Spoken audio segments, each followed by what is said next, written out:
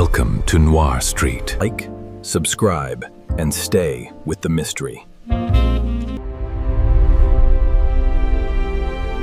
Chapter 1. Faye, the stranger at the window. The trouble began at 9 minutes past 9 on a Thursday evening, which was inconvenient for several reasons. The first was that Nero Wolfe had already eaten dinner and considered the working portion of the day closed.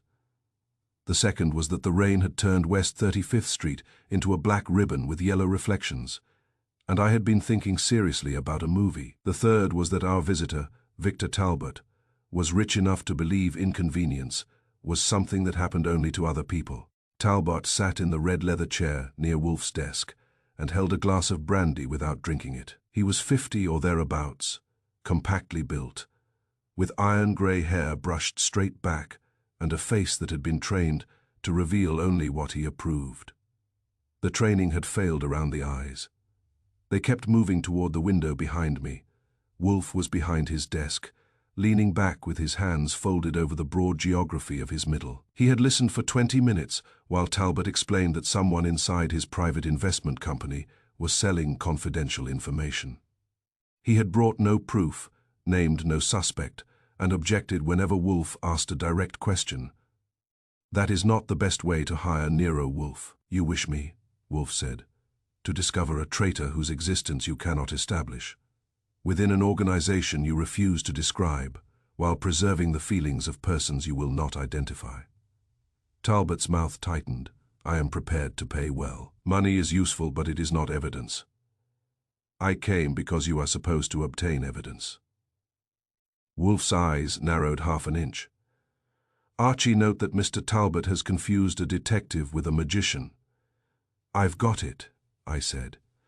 "Should I underline magician?" Talbot ignored me. 3 private transactions have become known to competitors within hours of being discussed. Only 4 people had access to the details. Names. I would rather not give them yet. "Then you would rather not proceed." That was when Talbot looked at the window and stopped breathing. It was not dramatic in the theatrical sense.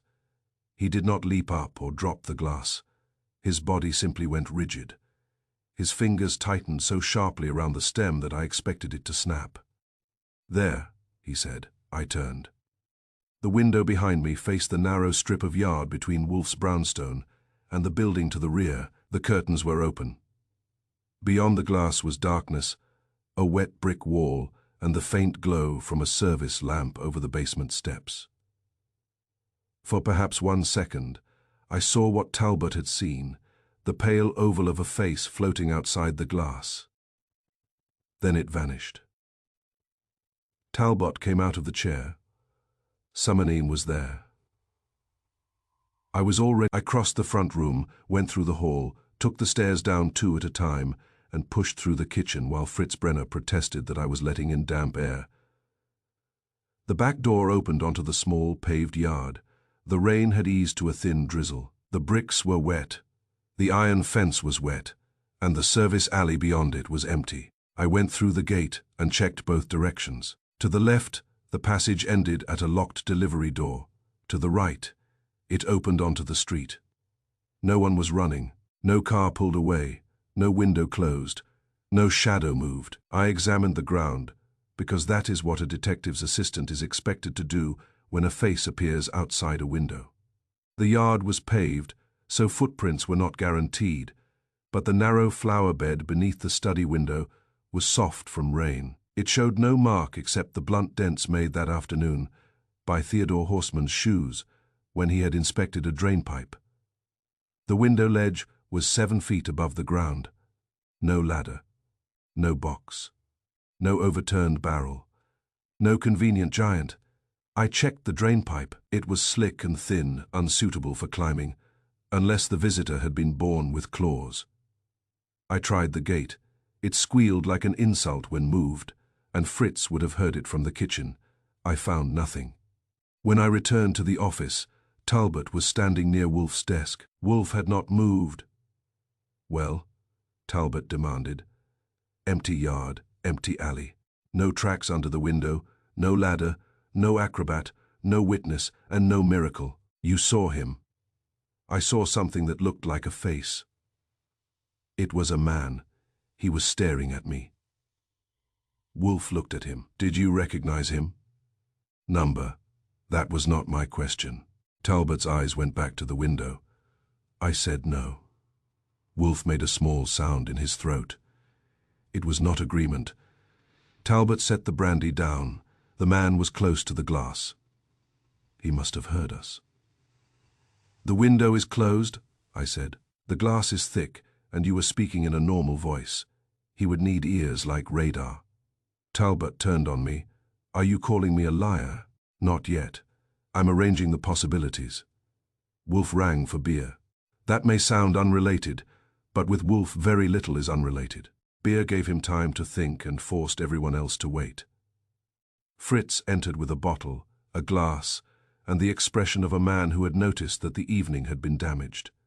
Wolfe poured carefully, allowing the foam to rise to the exact height he preferred. Talbot watched him as though he were witnessing a crime. At last Wolfe said, Mr. Talbot, who knew you were coming here tonight? No one. Your secretary. She knew I had an appointment. With whom? I did not tell her. Your driver. I drove myself. Your household. I live alone. You have no servants? A housekeeper. She leaves at 6. And the 4 persons who knew of the confidential transactions. Talbot hesitated. They did not know about this meeting. Again, not my question. Talbot walked to the window but did not go near enough to touch it. My business affairs are complicated. So is digestion. Both benefit from candor. I can give you the names tomorrow. Why not tonight? Because I need to consider the consequences. Wolfe drank beer and regarded him over the rim of the glass. You came here claiming that a person in your confidence has betrayed you. A face appears at a window that cannot easily be reached.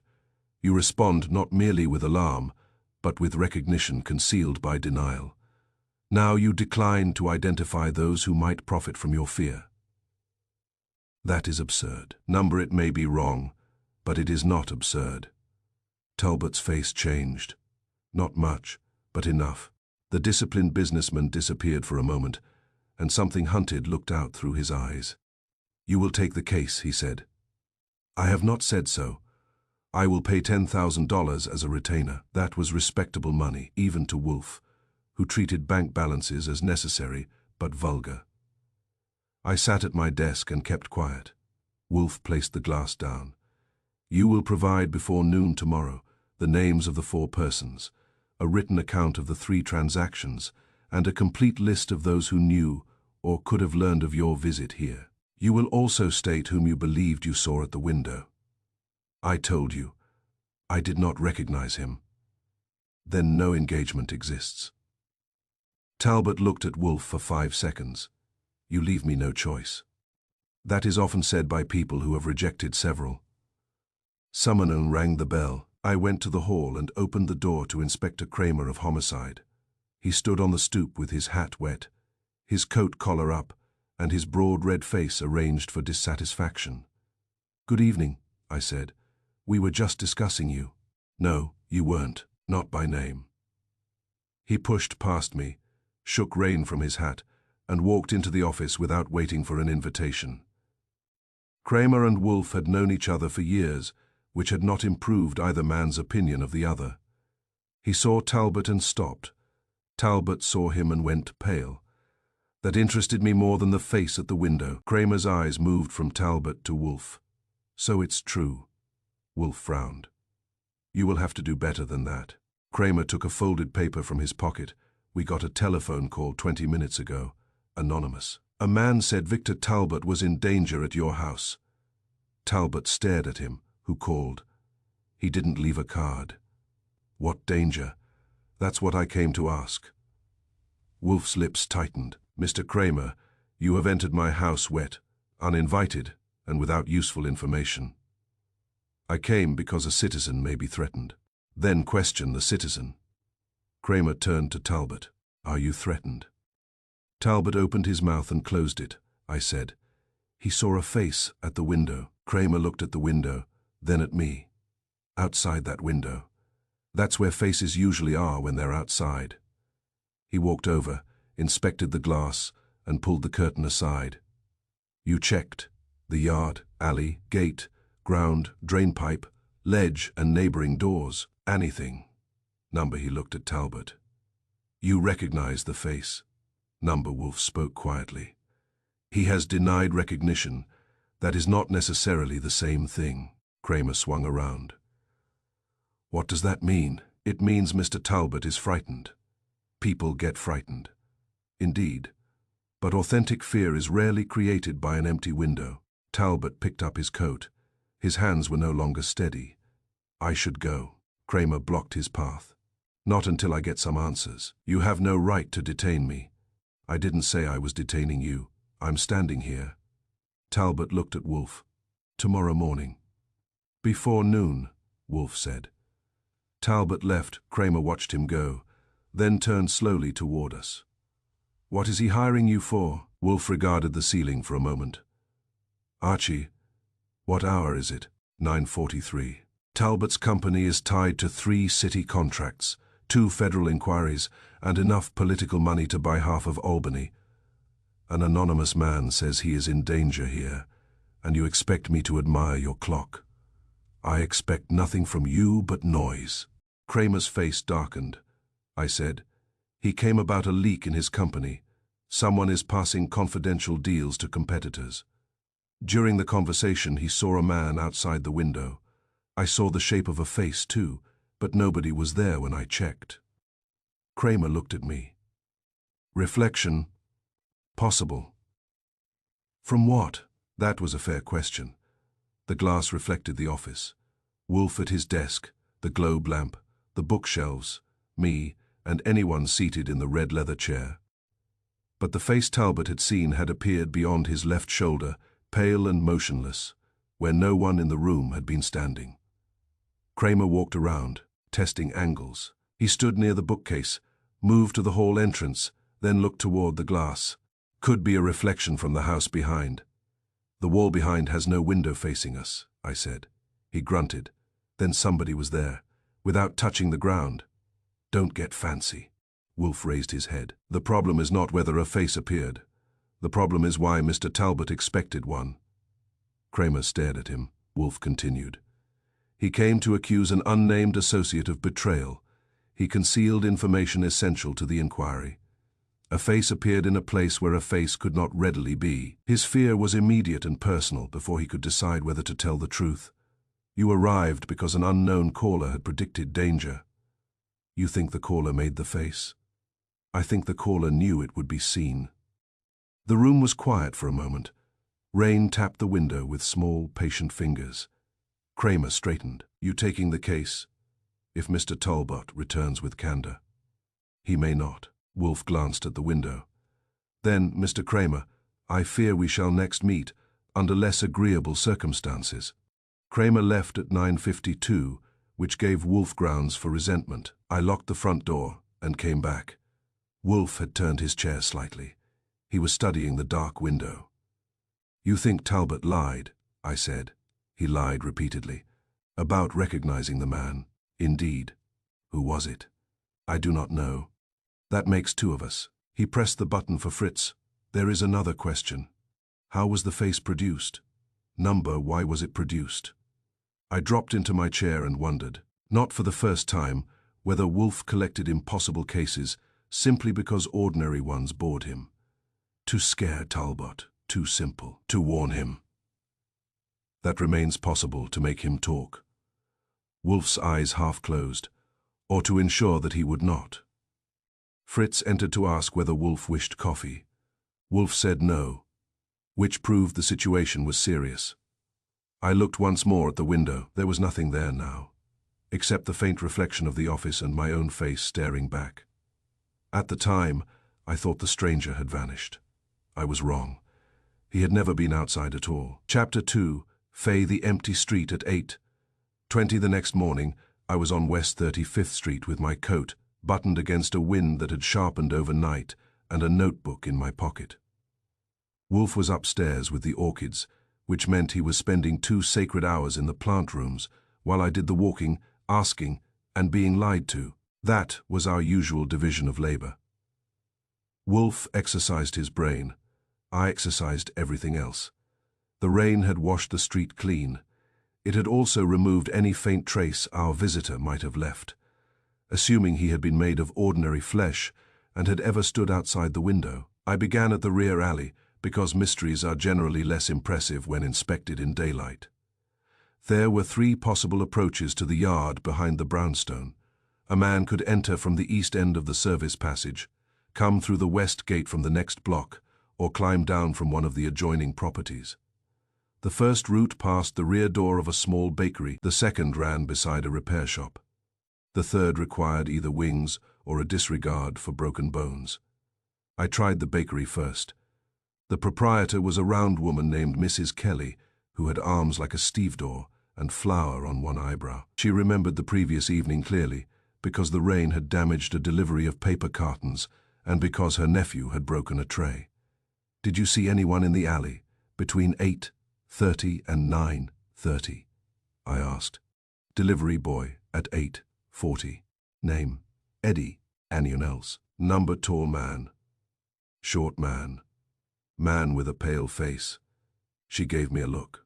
Most faces look pale in the rain. "Fair anyone stopping near the rear of Nero Wolfe's house?"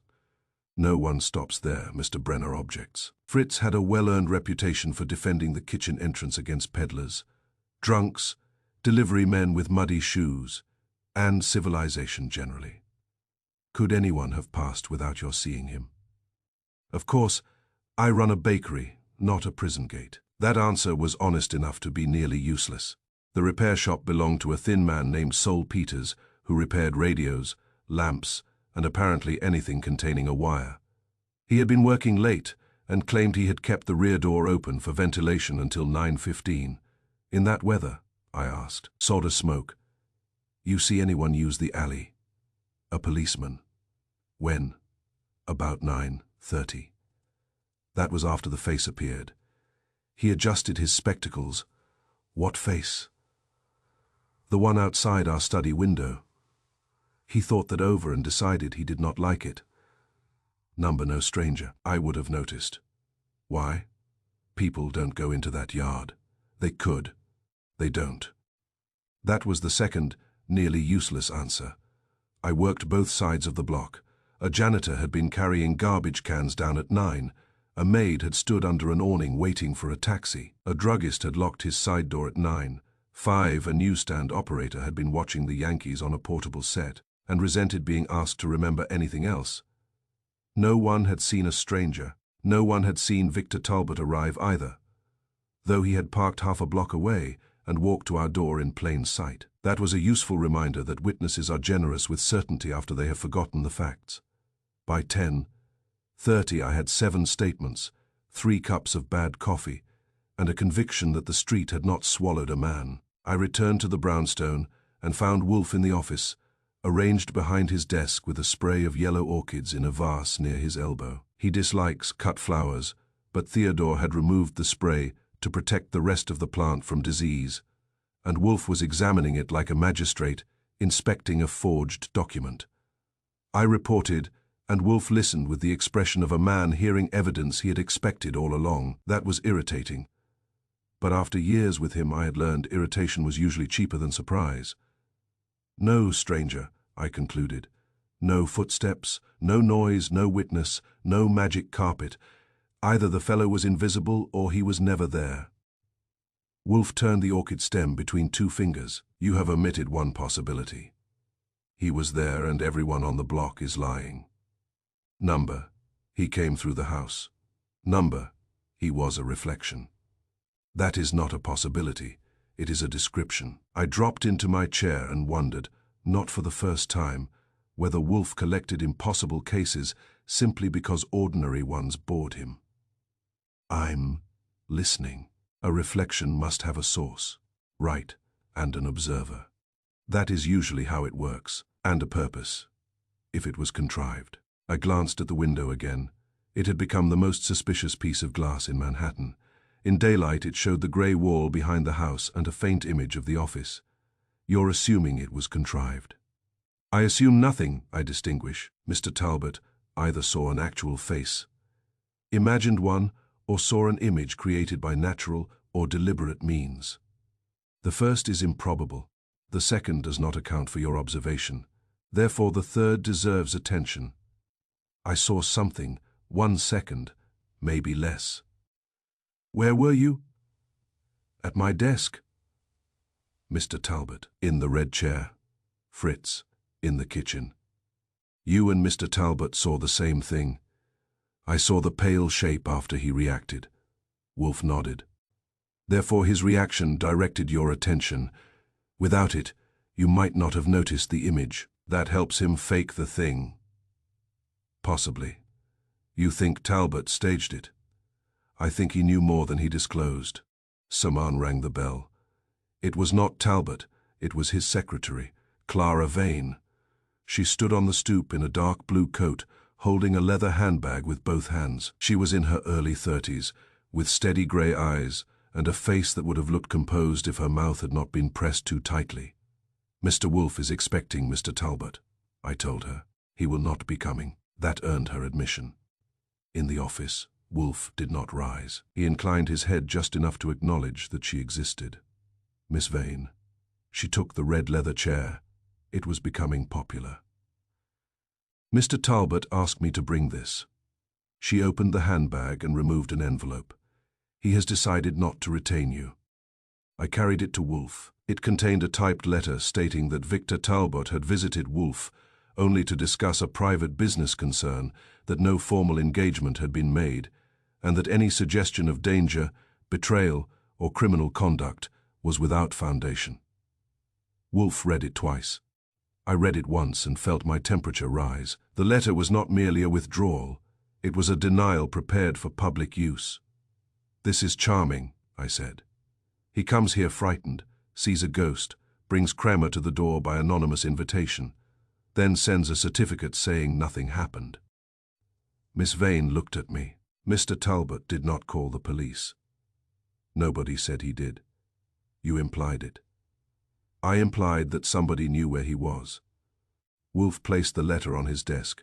Why did Mr. Talbot not come himself? He is occupied. With what? I don't know. You are his secretary. I manage his office, not his private life. Who typed this letter? I did. At his direction. Indeed. When? Early this morning. Where? At his home. That interested me more than a free steak dinner, which is saying something. You went to his house before the office. He telephoned at 7 and asked me to come. What condition was he in? She hesitated. Tired. Frightened. Wolfe asked. Number agitated. Number. Then you are either unobservant or loyal beyond usefulness. Color appeared in her cheeks. Mr. Wolfe, I came only to deliver the letter. You also came to see what I knew. She stood. That is not true. Sit down. He did not raise his voice, but she sat. Wolfe leaned back. Mr. Talbot told me that confidential business information had been passed to competitors. He named no one. He promised to return this morning with names and documents. Instead, he repudiates the conversation. Did you advise him to do so? Number. Who did? I don't know. Who was with him when you arrived? No one. Who left before you entered? She stared at him. Archie Goodwin, I thought. Put that one down, Wolfe repeated. Who left before you entered? I saw no one. You did not say no one left. She tightened her grip on the handbag. A car was pulling away when my taxi arrived. What car? A black sedan. Did you see the driver? Number passenger. Number license. Number. That is a remarkable collection of negatives. I was not paying attention, but you are paid to notice details for a man engaged in confidential transactions. She stood again. This time Wolfe let her. At the door, she turned. Mr. Talbot wants the matter ended. Wolfe looked at the denial on his desk. Then he should not have begun it. After she left, I went to the window and studied the glass. You were rough on her, I said. She was economical with truth. She may be scared of Mr. Talbot, or whoever was in the black sedan. Wolfe picked up the letter. Call Mr. Talbot. I dialed his office. Clara Vane answered, which meant she had moved fast. She said Mr. Talbot was unavailable. I tried his home. No answer.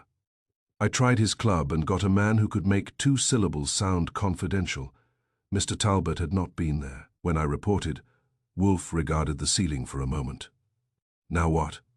Now we inspect the room. I already inspected the window. You inspected the exterior. The deception, if there was one, occurred inside. That gave me something to do. I measured the distances from Talbot's chair to the window, from my desk to the glass, and from the hall entrance to both. I drew the curtains, adjusted the lamps, moved chairs, and stood in every position from which a face might have been reflected. Nothing worked. At noon, Fritz brought sandwiches and coffee for me and a separate tray for Wolfe. Wolfe does not permit investigation to interfere with meals unless the corpse is on the dining table. After lunch, I resumed. I polished the window, examined the frame, tested the catch, and checked the wall for hidden openings, which was foolish but thorough. Then I noticed the framed photograph on the bookcase.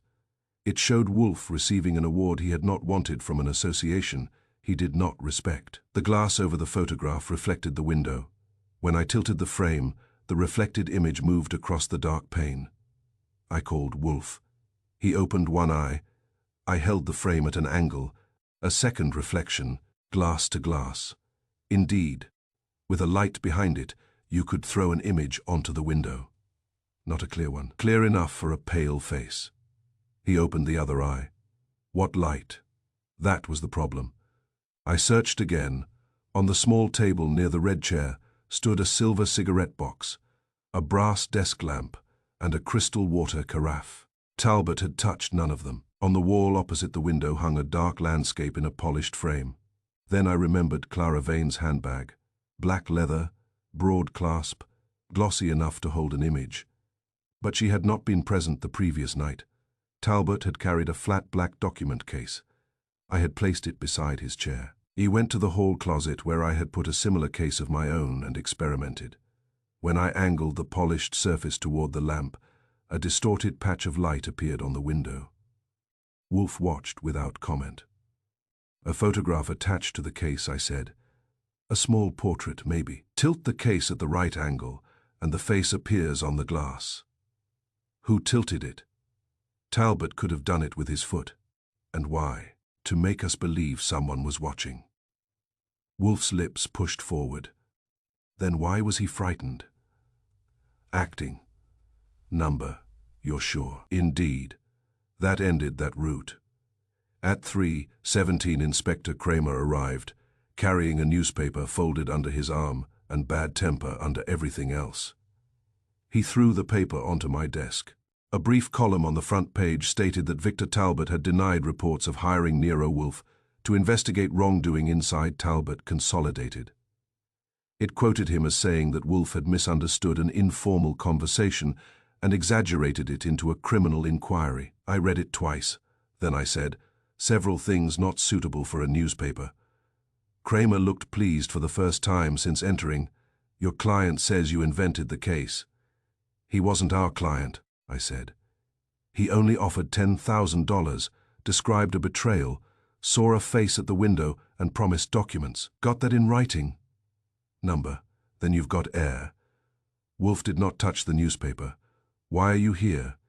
Because Talbot also says the police was summoned by someone connected with your office. That got me standing. Kramer jabbed a finger at Wolfe. Did you arrange the anonymous call? Number Goodwin. Number Fritz.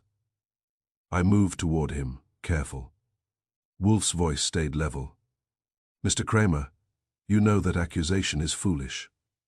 I know Talbot is making it publicly. Then question him. I tried. He's not at home, not at his office, and not at his club. I stopped moving. Kramer saw it. You didn't know? Number, he turned to Wolfe. Where is he? Wolfe looked at the yellow orchids, not at Kramer. I do not know, he said. But whoever instructed him to deny the truth has made an error. What error? He has converted a private inquiry into an attack upon me, Kramer snorted. That hurts your feelings. Number it engages my attention. That was worse. After Kramer left, I began telephoning every place Talbot had been known to visit. His tailor had not seen him. His lawyer was unavailable. His banker declined to answer questions.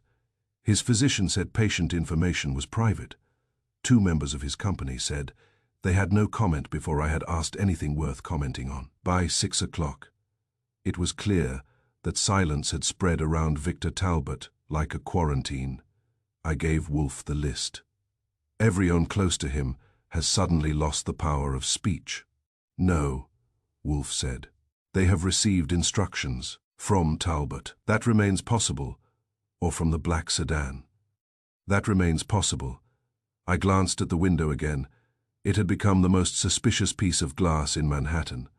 Evening had darkened it again, and the office floated in the glass. Wolfe's face, my desk, the red chair, the lamp, the bookshelves. Everything inside the room had a ghost outside it. The stranger was a reflection, I said. Indeed. Of whom? Wolfe's eyes rested on the empty red chair. That, he said, is the wrong question. I said nothing. Wolfe had patience enough for both of us. The important question is who needed Mr. Talbot to believe that he had been seen. Someone rang the bell. I went to answer it. No one was there. On the stoop lay Victor Talbot's black document case. It was empty, except for a small rectangular photograph. The photograph showed the face we had seen at the window. Chapter 3, Faye the Silent, witnessed the photograph in Victor Talbot's document case, was 5 inches by 7, black and white, and old enough for the edges to have softened. It showed a man of about 40 with a narrow forehead, deep-set eyes, and a mouth that seemed to have been interrupted in the middle of saying no. I had seen the face once before, floating beyond the office window. That did not improve it. Wolfe regarded the photograph from behind his desk while I stood near the front door holding the empty case. He did not reach for either object. Wolfe distrusts things brought anonymously to his house, especially when they arrive during dinner hours and may require him to alter a schedule. Put it on your desk, he said. I did. Use a handkerchief. I already touched the case. Then preserve the possibility that someone else did not. I transferred the photograph carefully and examined the case. It was black calfskin with brass corners, the same one Talbot had carried the night before. His initials, Vermont, were stamped inside the flap. There was no note, no address, no sign that anything else had been removed. The photograph had no name on the front. On the back, in faded pencil, someone had written, Marlowe, 1949. I read it aloud. Wolfe's eyes narrowed. A surname, or a place, or a deception, that covers the field. Wolfe offered no reply. Telephone Mr. Kramer. I did. Kramer was not at his office, and the lieutenant who answered had not been born with the gift of cooperation.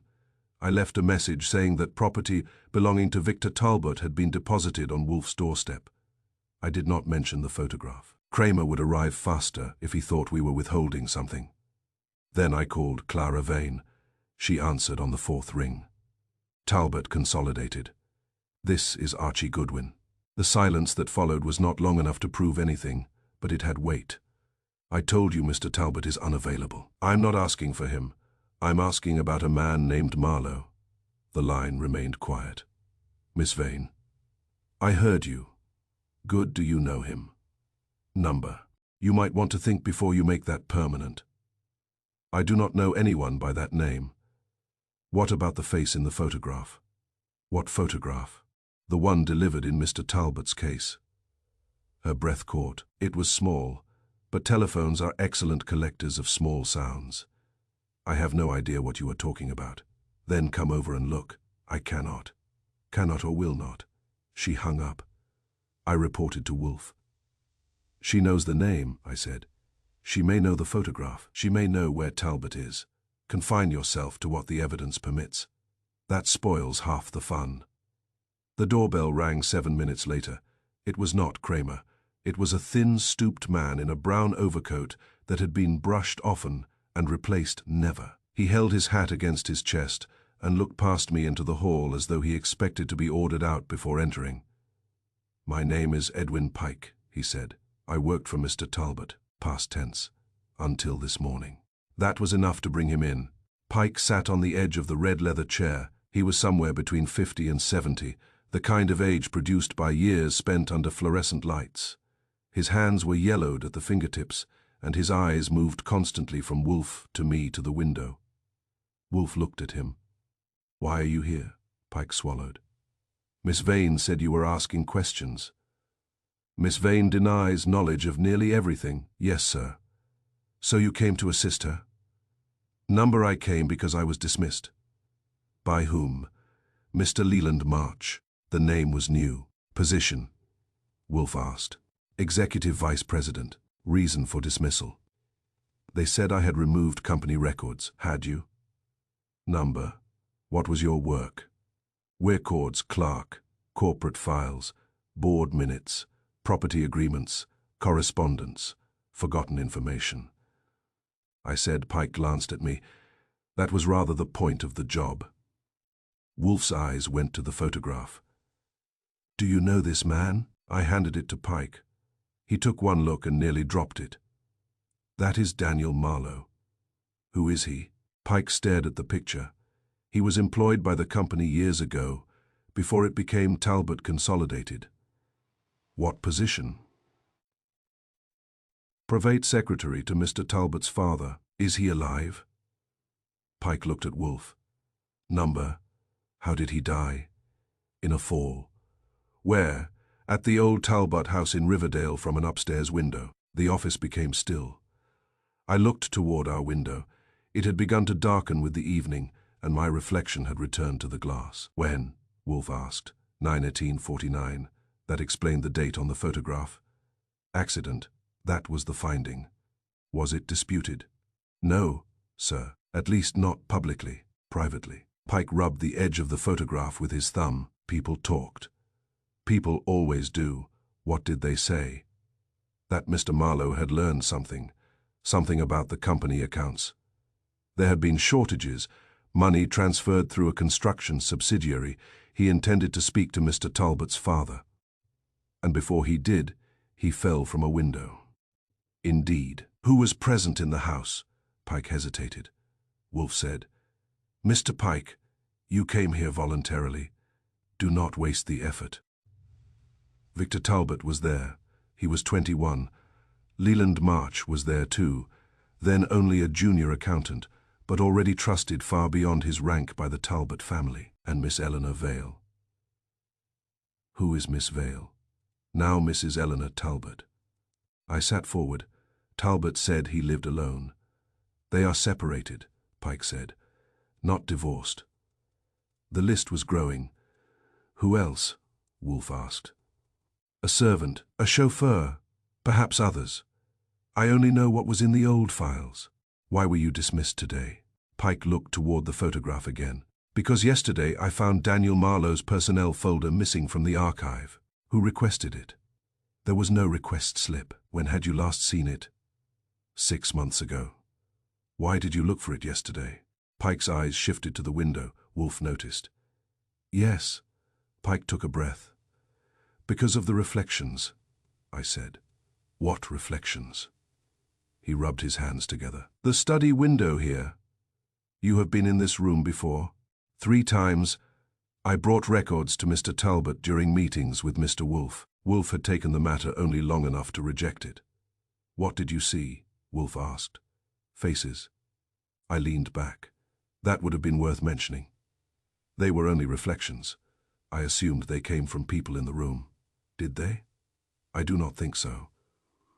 "Why not?" Pike looked embarrassed. "During the second meeting I saw a woman reflected in the window behind Mr. Talbot. She had light hair and wore a dark hat. When I turned around, there was no woman there." "And you said nothing?" Mr. Talbot was speaking. "Mr. Wolfe dislikes interruptions." "An admirable instinct," Wolfe said. "Continue." The reflection disappeared when Mr. March moved a silver picture frame on the side table. I glanced at the table near the red chair. The silver cigarette box was there. The framed photograph I had experimented with was on the bookcase. "What meeting was that?" I asked. "About 14 months ago, Mr. Talbot, Mr. March, Mrs. Talbot, Miss Vane, and a lawyer named Samuel Orr were present." Here, indeed, Wolfe caught my eye. He remembered every person who entered his office and every word worth retaining, but he had said nothing about that gathering. Wolfe caught my look. The conference concerned the ownership of a warehouse company. It did not become an engagement.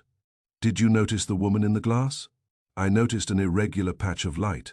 I had no reason to attach significance to it," Pike continued. "At the third meeting, 4 months ago, I saw a man's face. Only for a moment, it looked like Mr. Marlowe." "Yet Marlowe had been dead for 27 years, I said. "Indeed. And you still said nothing." Pike lowered his eyes. "I thought I was tired. Then yesterday Mr. Talbot asked me for the old Marlowe correspondence.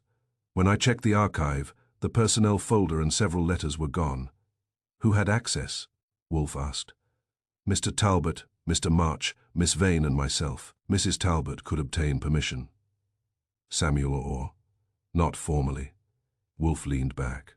"Describe precisely how the image appeared." Pike faced the window. It was evening. The curtains were open, as they are now. The room was bright, and the yard was dark. Mr. Talbot was in that chair. Mr. March stood beside the small table, exactly where he always preferred to stand during Wolfe's conferences, close enough to observe every document and every person in the room. He moved the silver frame, perhaps to see a document beneath it. The face appeared outside the glass over Mr. Talbot's shoulder. "Which silver frame?" Pike pointed to the photograph on the bookcase. I got up, brought it to the table, and placed it where he indicated. "Like this, a little farther left." I moved it, more upright. I adjusted it again. Nothing appeared on the window except the office. Wolfe said, "Archie, turn off the lamp by your desk." I did. "Now move the frame toward the carafe." I shifted it. A rectangle of pale light slid across the window. Pike stood. There. The light was blurred. It was not a face, but it could have carried one if a small transparent image had been placed between the lamp and the polished glass. I opened the back of the frame. Inside, behind Wolfe's unwanted award photograph, was a second piece of material, no larger than a postage stamp.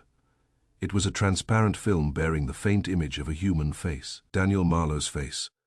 I put it on Wolfe's desk. Pike stared at it. "That is what I saw." Wolfe examined the film with his magnifying glass. A photographic transparency, crude, but adequate when projected indirectly onto a dark pane. "So the window was a screen," I said. The window was a mirror and a screen together. That ambiguity was essential. To make the viewer doubt whether the face was inside or outside. "Exactly." Pike sat down again. "But why?" Wolfe looked at him. "You tell us, who benefited when Mr. Talbot saw Marlowe's face?" "I don't know." "Who knew he would recognize it?" "Mrs. Talbot, Mr. March, perhaps Miss Vane." "Did you?" "Indeed, Samuel Orr." "Probably." "Then the phantom outside was intended for a small audience." I picked up the transparency. "Someone planted this behind the photograph before Talbot came." "Or months earlier," Wolfe said, "and used it during more than one meeting." "Indeed." Pike's face had gone grey. "Then Mr. Marlowe's death is connected to what is happening now. That remains possible. What hidden relationships have you not mentioned?" He looked startled. "I have mentioned everything." Wolfe regarded the ceiling for a moment. "You have mentioned positions. I asked about relationships." Pike said nothing. I said nothing. Wolfe had patience enough for both of us. Wolfe waited better. Finally Pike spoke. "Daniel Marlowe was engaged to Eleanor Vale." "Before she married Victor Talbot?" "Indeed." "That was one." "And Leland March?" Wolfe asked. Pike looked miserable. "He was Marlowe's half-brother." "That was two." "And Clara Vane?" "I do not know. You do." Pike's hands began to shake. Miss Vane is Daniel Marlowe's daughter. I stopped, smiling. Wolfe raised his head. Did Victor Talbot know? Indeed. Did Mrs. Talbot? Indeed. Did March? Indeed. Then everyone present at the earlier conference had a private connection to a dead man whose face was made to appear at the window.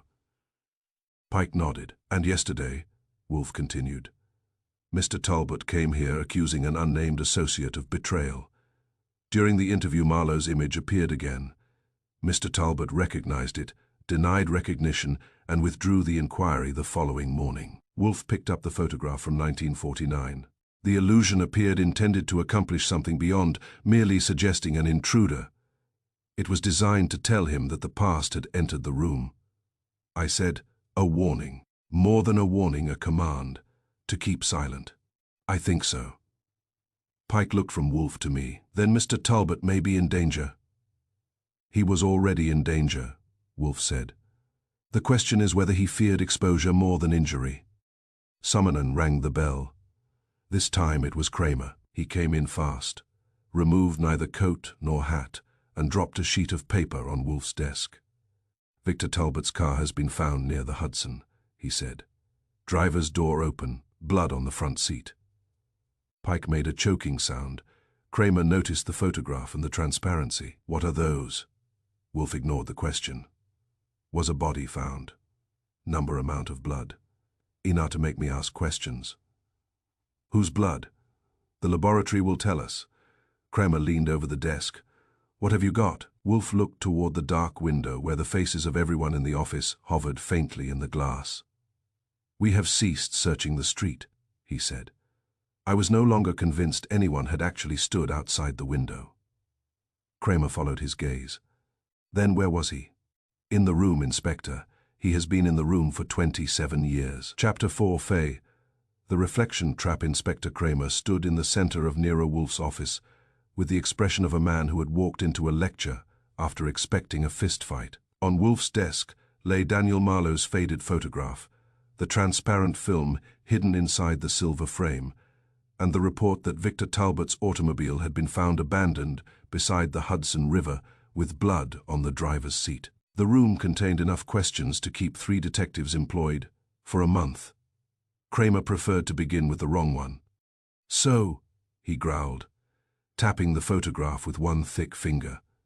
You're telling me somebody has been frightening Talbot with moving pictures? I am telling you, Wolfe replied evenly, that someone invested considerable effort in controlling what selected people believed they had seen.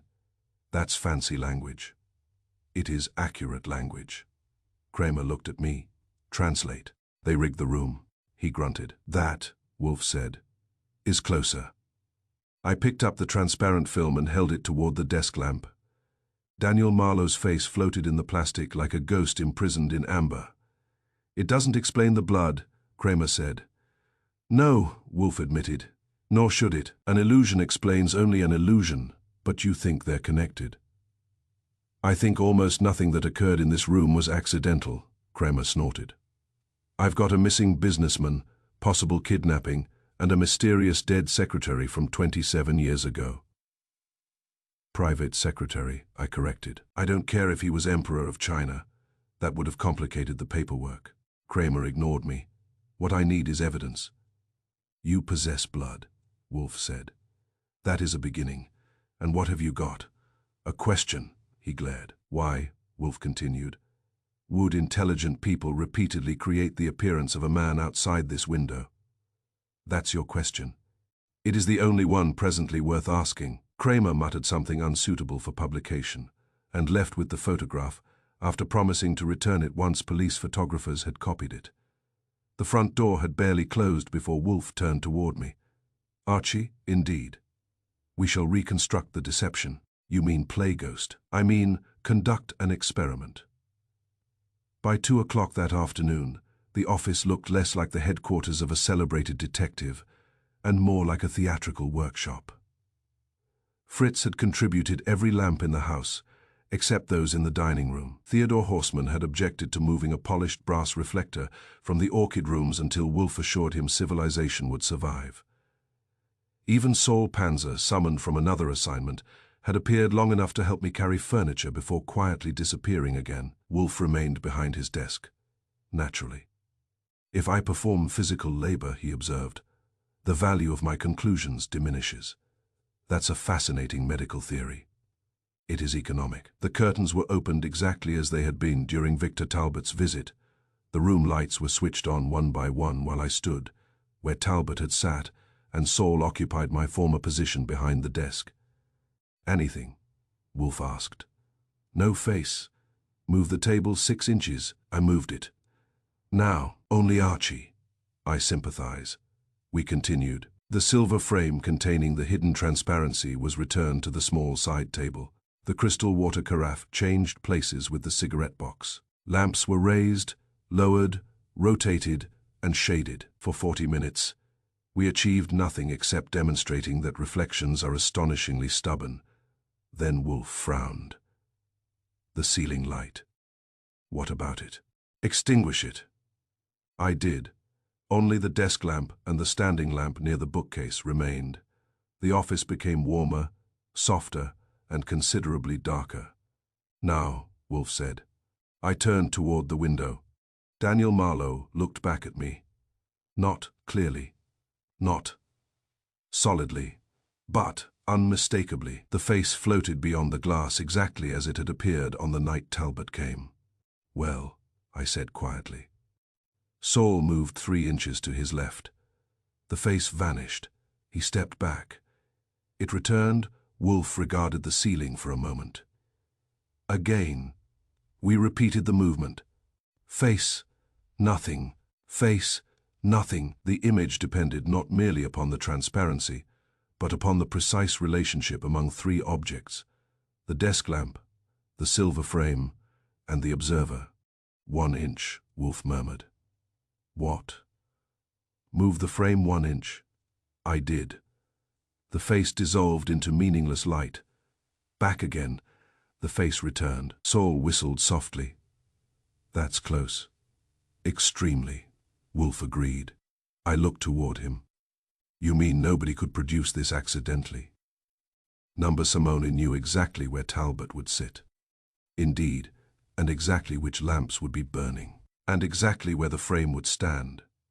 Indeed, Saul scratched his chin. That's a lot of planning.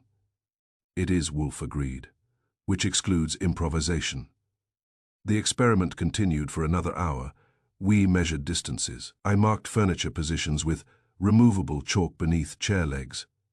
We noted lamp heights, curtain angles, and the exact location where the reflected face became visible. Finally, Wolfe spoke. The ghost disappeared. Illuminate only the ceiling light. Nothing. Standing lamp only. Nothing. Desk lamp plus standing lamp. The face returned. Interesting, Wolfe murmured. What is? The deception requires 2 independent reflections. I frowned. Explain. The transparency alone is insufficient. The standing lamp supplies brightness. The desk lamp supplies direction. I looked at the window again. That means whoever arranged this understood optics. No, Wolfe corrected gently. Only observation. How so? A clever amateur may achieve much through repeated experimentation. He looked toward the small table. Summonen practiced. Late that afternoon, Theodore entered carrying a tray of coffee. He stopped near the doorway. Excuse me, Mr. Wolfe. Yes, the room appears unusual. We are investigating. I see. Theodore set the tray down. Then he hesitated. Yes, Wolfe asked. I have noticed something. That caught my attention. When? Several weeks ago. Proceed. When I watered the ivy outside the rear windows, yes. I could occasionally see people moving inside the office. That is hardly remarkable. No, sir. He shifted awkwardly. I could see them, only when the lamps were arranged exactly as they are now. I stared. You mean from the yard? Indeed. Could you recognize faces? Not clearly. What did you see? Movement. What sort? Summoning crossing behind the door. Wolfe caught my eye. Our office door opened into the hallway beside the stairs. From Talbot's chair, it was partly hidden by the bookcase. "Go on," Wolfe said, one evening. Theodore continued. "Mr. Talbot was speaking with you while another gentleman walked quietly into the hall." "Who?" "I could not identify him." "Why not?" "The reflection covered him." I felt something click into place. "Wait." Theodore nodded. "The face in the window would draw everyone's attention." "Indeed." "Meanwhile, somebody inside the house could move unnoticed." "Indeed." I turned toward Wolfe. He was already there. "The stranger," he said quietly, "was never intended to convince anyone that an intruder stood outside." "Number." It directed every eye toward the glass. "Indeed," leaving the remainder of the room effectively invisible. Theodore blinked. I had never considered that. Neither, Wolfe admitted, had I. After Theodore left, Saul spoke. "So somebody slips across the hall while everyone watches the ghost." "Yes," Wolfe replied. "To do what?" "That," Wolfe said, "depends upon timing. I run outside." "Indeed." Talbot stands. "Indeed." Kramer arrives. "Indeed." I stopped. 1 minute. "What?" "When I rushed into the yard." "Yes." "Nobody remained in the hall." "Correct." "So, whoever moved had already finished." "I think so." "Finished what?" Wolfe did not answer immediately. Instead, he looked toward my desk. "Archie." "Yes." "What remained unattended after you left?" "My desk." "Indeed." "The telephone." "Indeed." "The files." "Indeed." "The appointment book." "Indeed." "The client notes." "Indeed." I stared at him. "You think somebody searched my desk?" "I think somebody had opportunity." I crossed the room. Nothing appeared disturbed. My pencils remained crooked exactly as I preferred them. The blotter was unchanged. The wastebasket contained only cigarette ashes and scratch paper. Then I opened the bottom drawer. Empty. It had contained duplicate shorthand notes from Talbot's interview. Not originals. Carbon copies. I looked up. "Well?" Wolfe nodded. "What was missing?" "My notes." "You are certain?" "I emptied this drawer only yesterday." "What did the notes contain?" "Everything Talbot told us before the face appeared. And afterward, I hadn't written anything yet." Wolfe leaned back. The distraction served its purpose. I reconstructed the timeline aloud. "The phantom appears." "Indeed." I bolt outside. "Indeed." "Talbot stays here." "Indeed." Someone slips across the hall. "Indeed." Removes my notes. "Indeed." Leaves before I return. "Indeed." "And nobody notices because every eye follows the window." "Exactly." I frowned. "Except." "Yes." "Who entered the room?" "There is another possibility." "What?" "They never entered." I blinked. The hall closet. I turned toward the narrow door beside the entrance. The closet large enough for coats. Large enough for a patient man. Summoning hidden there before Talbot arrived would require only a few seconds while I was outside. Open drawer, remove notes, return invisible. The face at the window bought precisely those few seconds. I opened the closet. Only coats, only umbrellas, only hats. Nothing else. But that proved nothing. At 6:15, Saul returned from a brief errand. I talked to the cleaning woman. "Which one?" I asked. "The substitute who worked here 3 Mondays ago." "Yes." She remembers finding the closet door open. "So, she always closes it." Meaning, when she returned with the vacuum, it was open again. Wolfe caught my eye. He smiled faintly. "The closet," he said. "Occupied. Possibly. By whom? We shall discover." That evening, Inspector Kramer telephoned. "The blood belongs to Talbot," he announced. "No body. None. No ransom. None. No witnesses. Plenty. To what? To absolutely nothing." After I hung up, Wolfe remained silent for nearly a minute. Finally, he spoke. "The reflection achieved 3 objectives." I said nothing. Wolfe had patience enough for both of us. It frightened Talbot. Indeed, it caused you to abandon the office. Indeed. And it concealed a theft. The shorthand notes. Precisely. But why steal them? Because Mr. Talbot revealed something before the illusion appeared. I thought back. The confidential transactions, the unnamed suspects, the promise of 4 names. Then another detail surfaced. He said, only 4 people knew about the leak deals. Indeed. But later, Pike gave us 5 names connected to Marlowe. Indeed. Talbot left somebody out. Indeed. Deliberately. Wolfe regarded the ceiling for a moment. The stranger at the window was merely bait.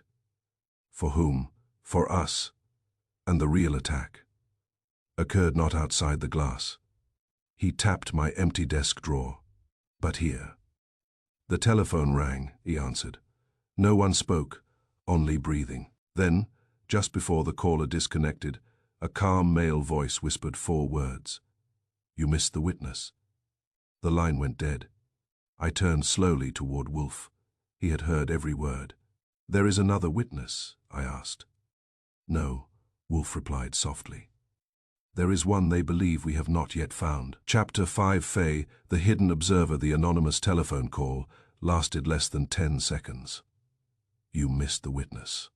4 words, no threat, no demand, no attempt to disguise the voice beyond speaking softly.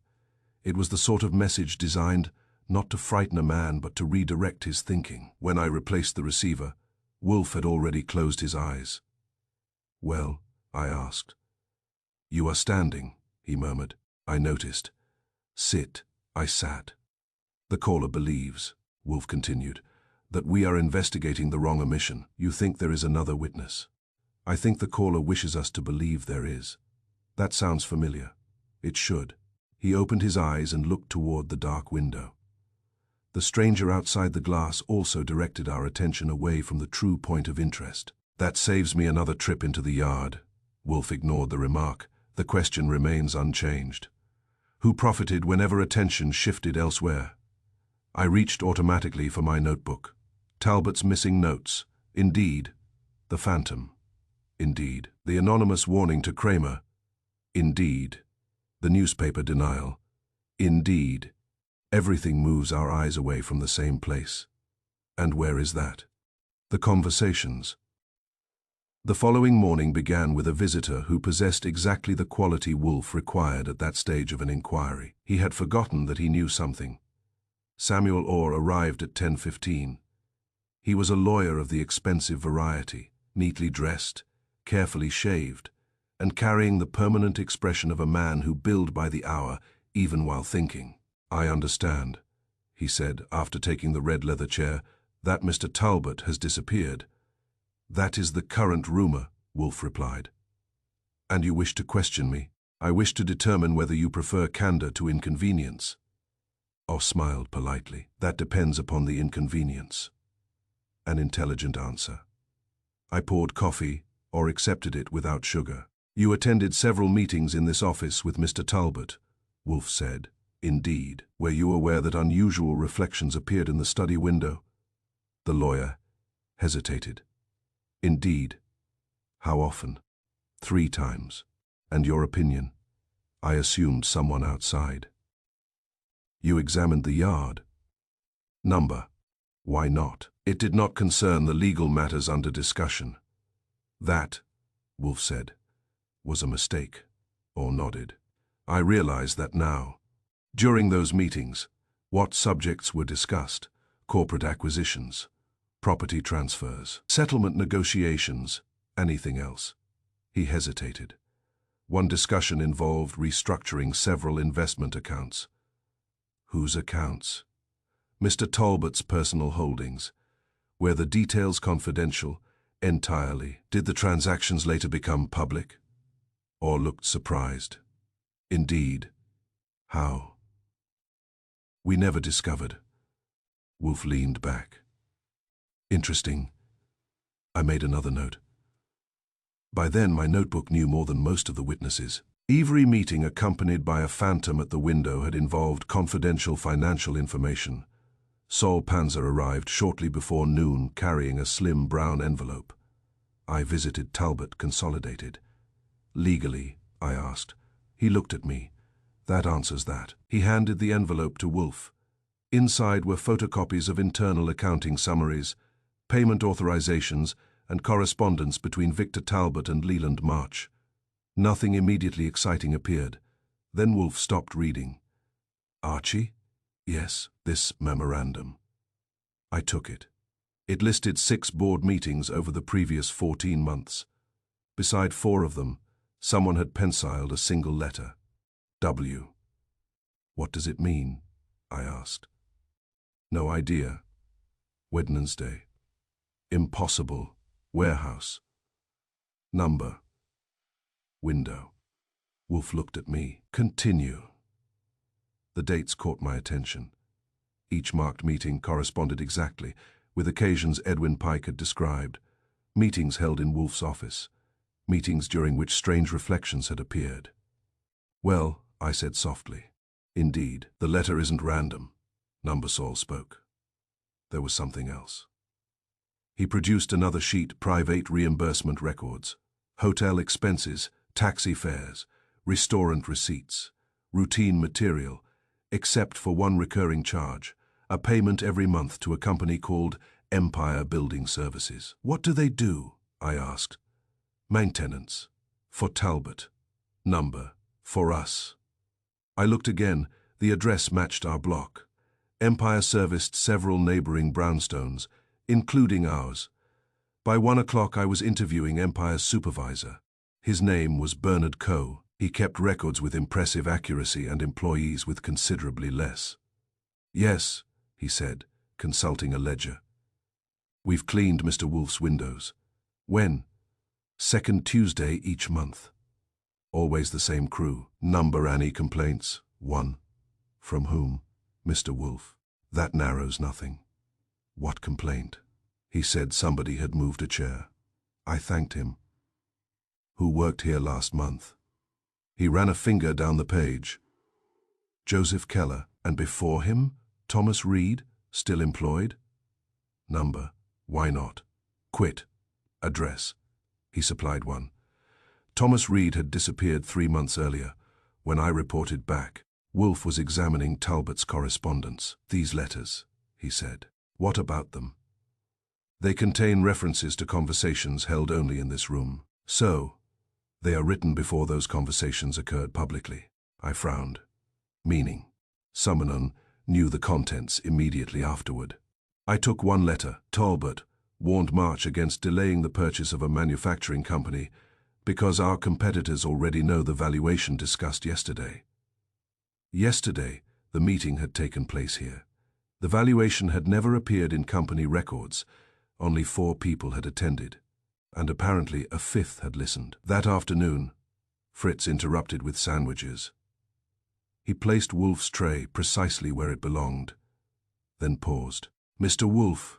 Yes, Fritz. I looked up. Why? You usually leave it slightly open after luncheon. I do, indeed. For air. Wolfe frowned.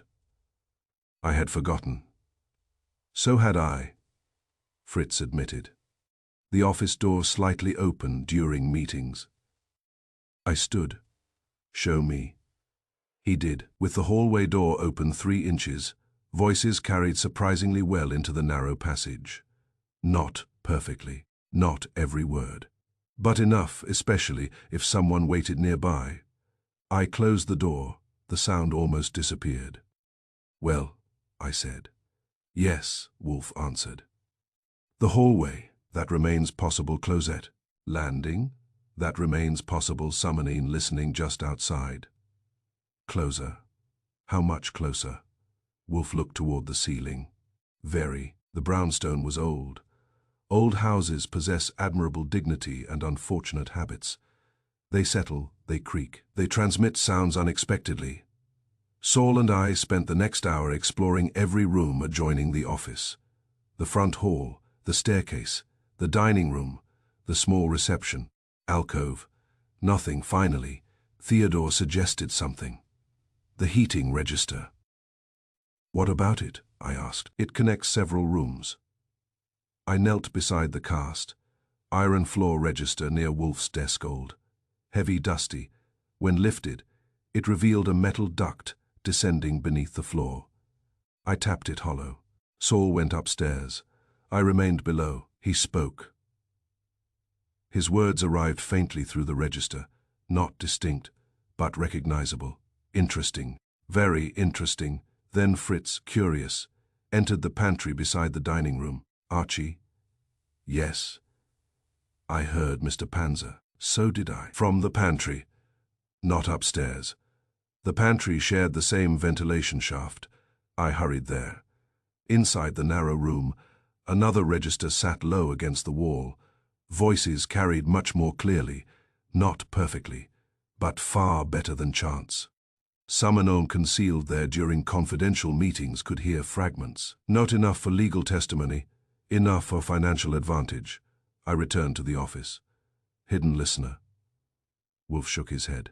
Number, no, insufficient. Why, indeed. A better position. Indeed. Inside the room. Number I gave up. Near 4 o'clock Saul returned with Thomas Reed's employment records. Thomas Reed had not merely cleaned windows. He had previously worked as an electrical technician. Electrical, I repeated. Indeed. He installed lighting. Indeed. I looked slowly around the office. Desk lamp, standing lamp. Ceiling fixture, every carefully arranged light essential to the illusion. Summonee familiar with wiring, I said. Indeed. And reflections. Indeed. And our office. Indeed. Saul added another document. Invoices. Empire Building Services had replaced wiring in Wolfe's study 18 months earlier. Thomas Reed supervised the work. He had unrestricted access, I murmured. For 3 days, Saul agreed. To hide the transparency, that remains possible to alter lamp positions. That remains possible to conceal. I stopped. Wolfe was smiling. Not broadly, not happily, simply because 2 pieces had finally joined. Archie, yes? You have asked repeatedly where the listener concealed himself. Indeed. You assumed he occupied the house. I did. That assumption is unnecessary. What? The listener required only sound. Indeed. And sight. Indeed. The deception directed every eye toward the window. Indeed. Therefore no one observed. He pointed quietly toward the transom window above the office door. What occurred there? I stared. The narrow, frosted, glass transom had remained above the doorway since before I joined Wolfe. Always closed, always ignored. From the upstairs landing, maintenance workers accessed it while repairing old electrical lines. Thomas Reed had worked there, a tiny opening, barely visible from below, perfectly positioned above everyone in the room, invisible while attention focused upon the phantom outside. A concealed observer could look directly into the office, not merely hear. See read documents, watch lips, copy notes, everything. I climbed onto a chair. The wooden trim surrounding the transom showed faint scratches, recent scratches. Someone had removed it before, very carefully, very professionally. I climbed down. Well, I said. Yes, Wolfe replied. The hidden observer wasn't hiding beside us. Number, he was above us. For many months, and every appearance of the stranger at the window ensured that no one looked toward the ceiling. The telephone rang. He answered. It was Inspector Kramer. His voice lacked its usual impatience. We've identified Thomas Reed. Good. He died 6 weeks ago. That surprised me. Accident. Supposedly. How? He fell through a stairwell while working alone. I looked instinctively toward the transom above our office door. Another fall, just like Daniel Marlowe. Different building. Same convenient explanation. When I repeated the news, Wolfe remained silent for several moments. Then he spoke almost to himself. They are eliminating observers. The hidden listener. Number, the men who built the machinery. He looked toward the dark window where Daniel Marlowe's reflected face had first appeared. The illusion concealed a watcher. He tapped the transom gently with his cane. But someone else, his eyes settled on the narrow pane above the door, was watching the watcher. Chapter 6, Faye, the Broken Alibi. The announcement that Thomas Reed had died 6 weeks earlier settled over the office like dust after a collapse. Nobody spoke for nearly a minute. Reed had installed the lighting in Wolfe's office. He had known the building better than anyone outside our household. He had possessed both the opportunity and the technical skill to arrange the deceptive reflections. And now, conveniently, he was dead from what had already become an unpleasantly familiar accident. A fall. Daniel Marlowe had fallen. Thomas Reed had fallen. Victor Talbot had vanished after leaving blood in his automobile. Patterns have an irritating habit of appearing only after one has accumulated too many facts to ignore them. Wolfe broke the silence. Archie, indeed. Prepare a chronology. That should be simple. It will be tedious. That usually means it will be useful. I fetched a large pad from my desk and began listing every established event from the evening Talbot had first appeared.下午8点48分, Victor Talbot arrives. 下午8点55分, discussion of confidential financial leaks. 下午9点18分, Talbot promises to identify 4 suspects. 下午9点21分, reflection appears in the study window. 9, 21比9, 23 p.m. I leave through the kitchen and rear yard. 下午9点22分, opportunity to remove my shorthand notes. 下午9点25分, anonymous call already brings Inspector Kramer toward the brownstone. I pinned the sheet beside the bookcase. Wolfe examined it from across the room.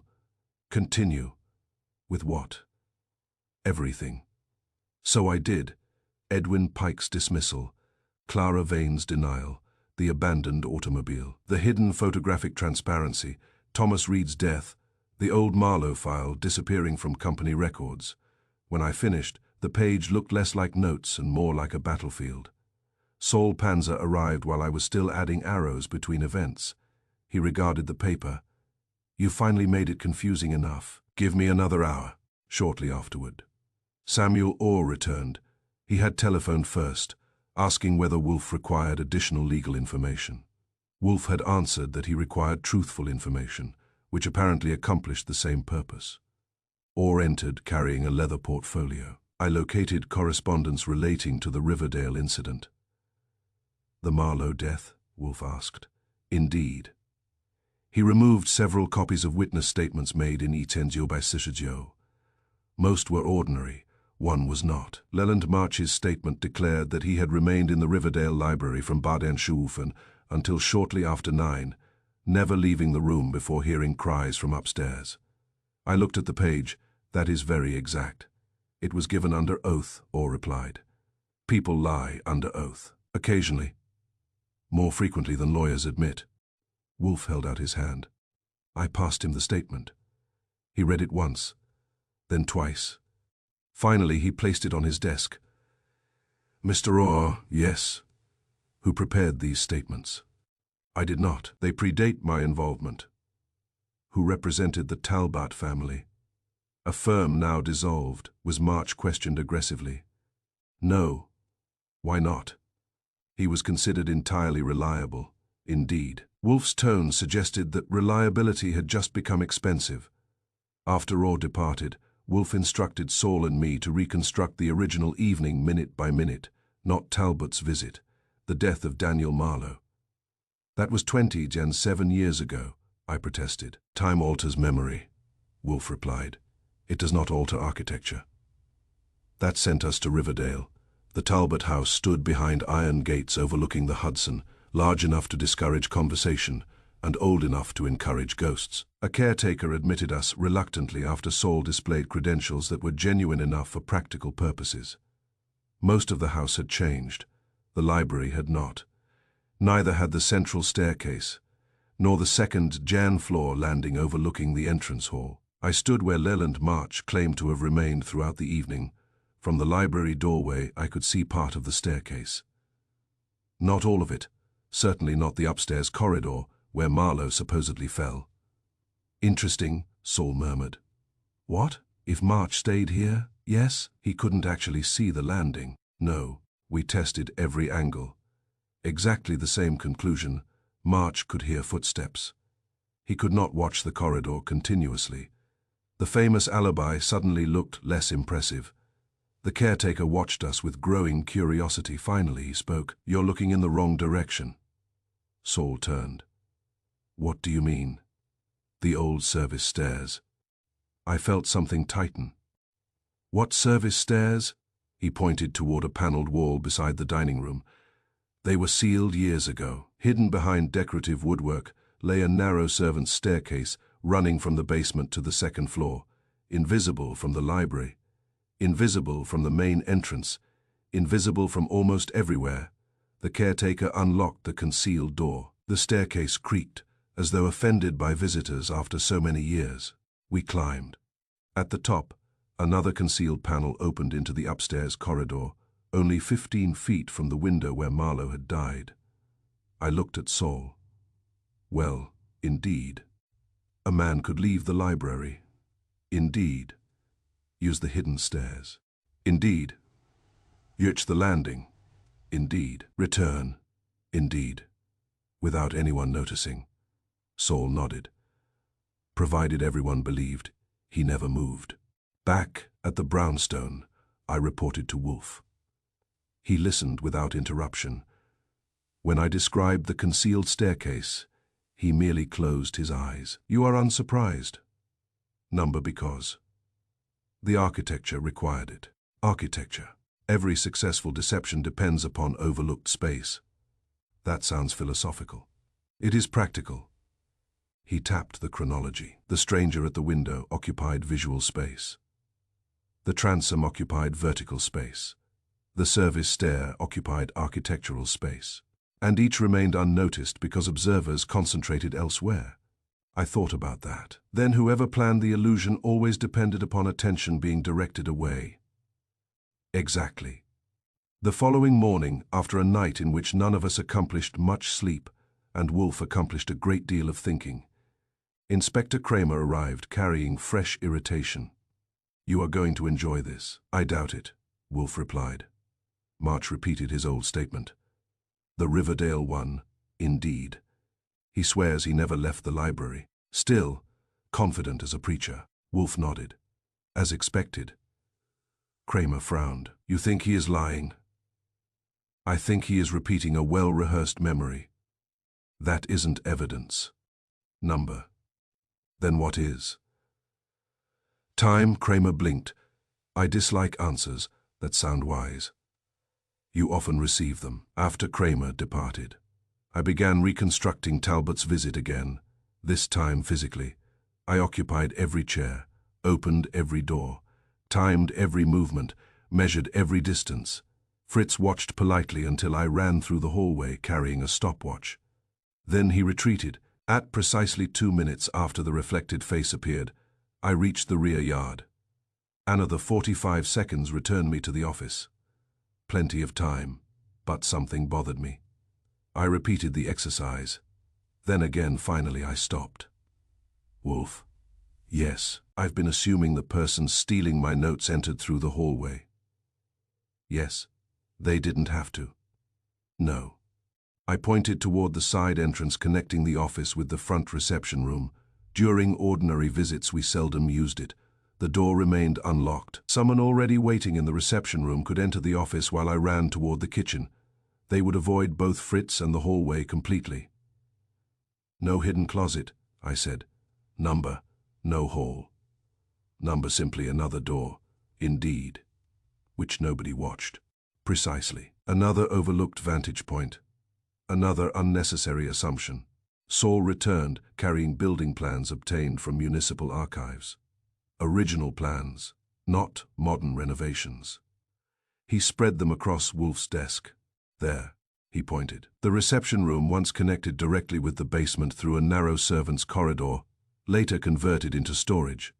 The passage still existed behind plaster walls, unused, forgotten, but accessible during renovation work performed by Thomas Reed. I examined the drawing carefully. Someone familiar with the old layout could enter the reception room, unseen, listen, wait. Strike at precisely the correct moment. Disappear, without crossing the main hallway at all. That is elegant, I admitted. No, Wolfe said quietly. It is disciplined. The pieces finally began fitting together. Daniel Marlowe's death, hidden stairs, Thomas Reed's access, the transom, the reflections, the missing notes, the anonymous telephone calls, the concealed corridor, different years, different buildings. Zone method, direct attention, exploit overlooked space, remove evidence, leave before anyone questions the obvious. Wolfe caught my eye. You've already solved it. Number, you are close. Indeed. What is missing? He rose from his chair. Only when Nero Wolfe voluntarily stood during working hours did I appreciate how significant a moment had arrived. He walked slowly toward the office window. Outside, evening shadows were beginning to gather between the buildings. The glass reflected the room perfectly. Our faces floated over the dark yard. There remains, he said softly, one contradiction. Which? Every deception required advance knowledge of the meetings. Indeed. Talbot arranged them. Indeed. So. Yet Talbot himself became the victim. I frowned. That doesn't make sense. Exactly. If he organized the meetings, he could not simultaneously be ignorant of the mechanism. Unless. I stopped. Wolfe turned toward me. Yes? Unless someone arranged the meetings for him. A faint smile appeared. Better. The appointment book. Indeed. Clara Vane handled every schedule. Indeed.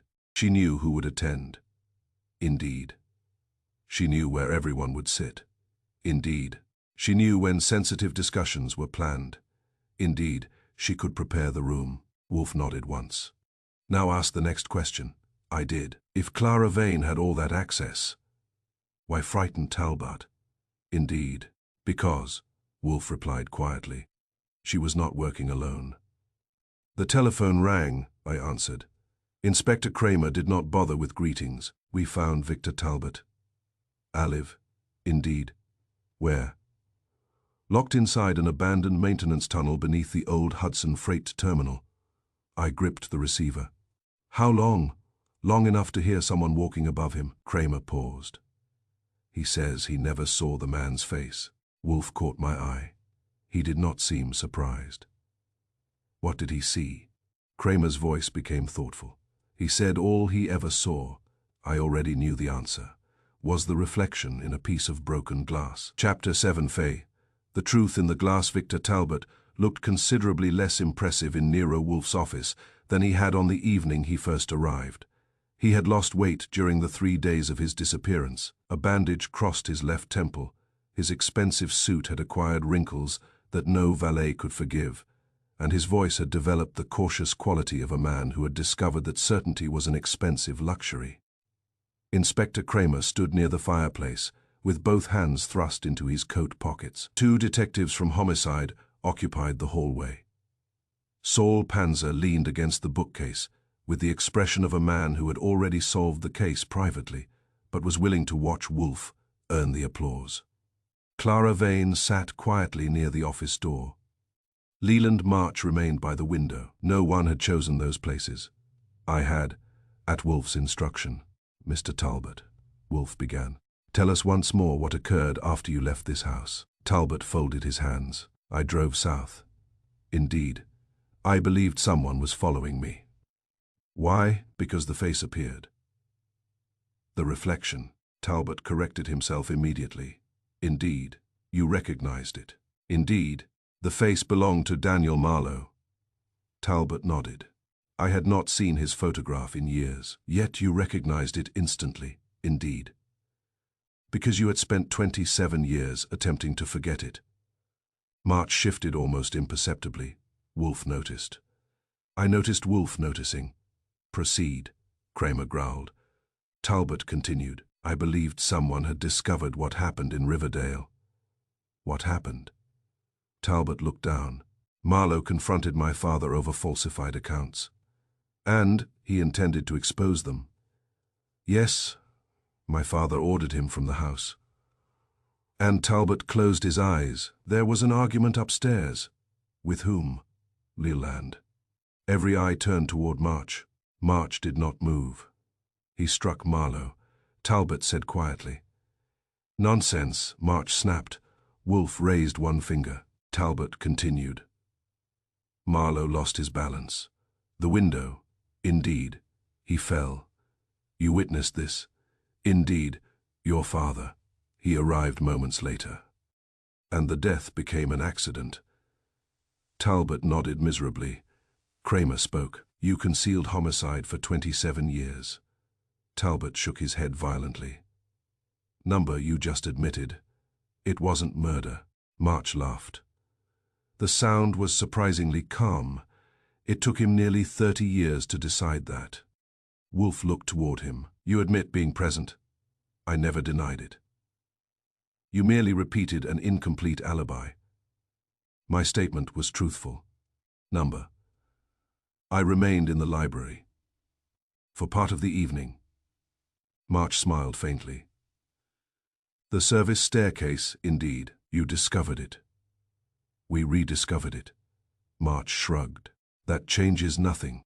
On the contrary. Wolfe settled deeper into his chair. It changes everything. He turned to me. Archie. I crossed to the side table. Upon it stood the silver frame, the crystal carafe, the brass desk lamp, and the transparent photographic film of Daniel Marlowe. Everything had been arranged exactly as before. Extinguish the ceiling light. I did. The standing lamp. Switched on. The desk lamp. On the room softened into the familiar evening glow. Mr. March. Yes. Remain where you are. March stood beside the window. Mr. Talbot. Yes. The red chair. Talbot obeyed. Mr. Kramer. The inspector scowled. What? Observe the window. I've been observing that blamed window for days. Continue. I slid the silver frame. 1-inch Daniel Marlowe's face appeared outside the glass, exactly as before. Talbot inhaled sharply, despite knowing the explanation. Kramer stared. Well, Wolfe said nothing. I moved the frame another inch. The face vanished, returned, vanished, returned. Nothing supernatural, nothing impossible, only angles, glass light timing. Kramer approached the window carefully. He examined the glass, then the frame, then the lamp. Finally he looked toward Wolfe. You are telling me, indeed, that nobody ever stood outside. Correct. The stranger never existed. He existed only as an image. Kramer looked almost disappointed. I was beginning to dislike him. Wolfe was not finished. Archie. Yes. Remain exactly where you are. I stood beside the side table. Mr. March. What now? Kindly walk toward the hallway. March hesitated. Why? Because I requested it. Reluctantly he crossed behind Talbot. At precisely the moment Daniel Marlowe's reflected face floated upon the glass, Talbot looked instinctively toward the window. So did Kramer. So did Clara Vane. So for one brief instant did I. March continued walking. No one watched him. He reached the reception. Room door unnoticed. One corner of Wolfe's mouth moved almost enough to qualify as satisfaction. There. Kramer blinked. What? You failed to observe, Mr. March. I was watching the reflection. Precisely. Wolfe let the silence settle. The illusion never attempted to convince observers that someone stood outside. No, it required only that every eye turned toward the window. I completed the demonstration. March retraced his steps. Again the reflected face appeared. Again every head turned. Again he crossed half the office. Without attracting attention, Kramer muttered something under his breath. I'll be. Yes, Wolfe said. The deception was elegant because it relied not upon false evidence, but upon ordinary human attention. Clara Vane had not spoken since arriving. Now she did. So that was all? Her voice sounded almost relieved. Only a trick. Wolfe looked at her. Number.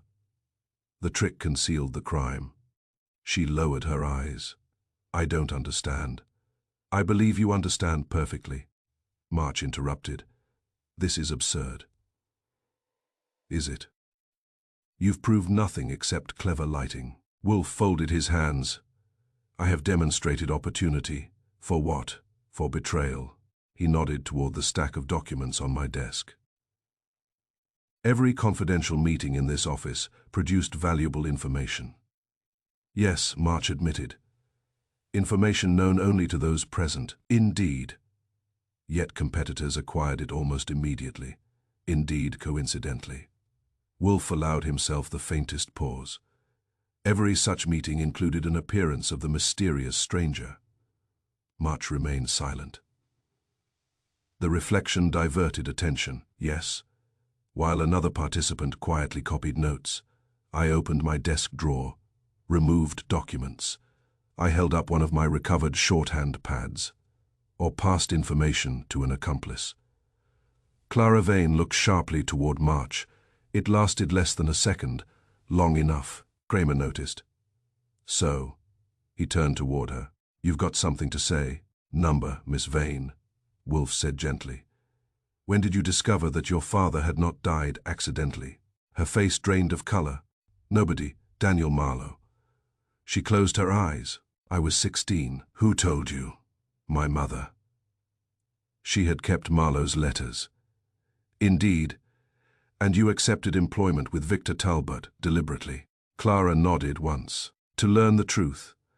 Indeed, to revenge your father. Number, to expose whoever had caused his death. Indeed. March laughed again. You are all fools. Kramer wheeled toward him. You'll explain that. Happily, March straightened his tie. Clara knew about Marlowe. Indeed, she wanted answers. Indeed. I gave them to her. Clara stared. What? March smiled. I told you Talbot killed your father. You lied. I simplified. Wolfe raised one finger. There. Everyone became still. The betrayal. March frowned. What? You assumed Miss Vane believed Talbot guilty. So, that assumption allowed you to use her. Clara whispered. You arranged the meetings. Indeed. You scheduled them. Indeed. You always insisted upon evening conferences. Indeed. You insisted on using Wolfe's office. March's smile disappeared. Wolfe continued calmly. You persuaded Miss Vane to arrange appointments because she trusted your version of the past. Indeed. You instructed Thomas Reed where to install lighting. March said nothing. You exploited her desire for justice while quietly selling confidential information obtained during those meetings. Silence, complete silence. Kramer stepped forward. You've got evidence. I have reasoning. I need evidence. You shall have it. Wolfe nodded toward me. Archie. I opened the recovered shorthand notebook. Inside lay an envelope Saul had found hidden within the abandoned maintenance tunnel where Talbot had been imprisoned. Cancelled checks, payments, wire, transfer receipts. Everyone made to companies secretly controlled by Leland March. Each transfer followed a confidential meeting held in this office. Each coincided with corporate decisions leaked to outside investors.